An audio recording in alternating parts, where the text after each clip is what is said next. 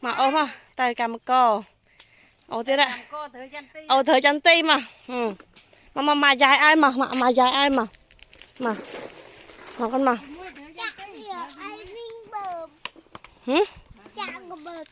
Chạy. Chạy cái bậc thầy. Bầu mày. Ở đây thắc cái mà. Ôn bắp mà lươn.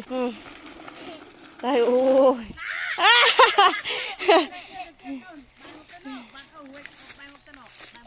Hạt này em bắp ôm mà đong chẳng.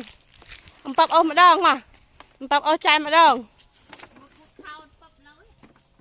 Chấm A chấm chanh coi sân tả từ. Ít ạ. Ít.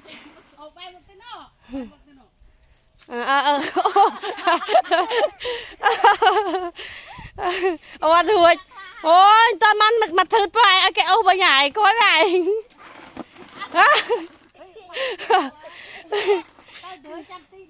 Mà ở chân tị đạm ở đâu ta? Ô lại à. Tên na năng. Tên na năng, phải bài tên na. Thử ấy. Thử trắng tì.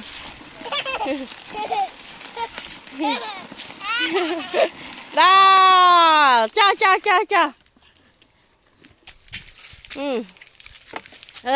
Chạy nào với, trời dự đi. Mà hứa mà.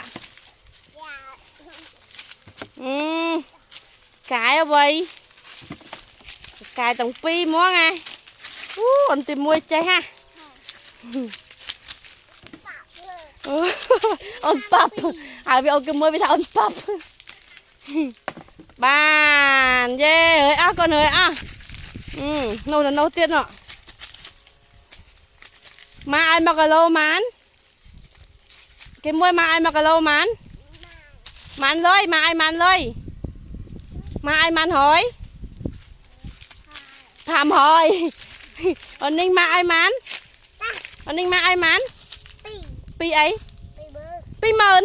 Trời mai. Ao chơi chứ con pop tiết mà. Ao Ninh pi mơn đây mà ông pop tập theo mồi. Ha bye bye nha anh nè. Ông pop tham bye bye anh nè. Ôn là vô lại. Ông vô hơi chăn ti.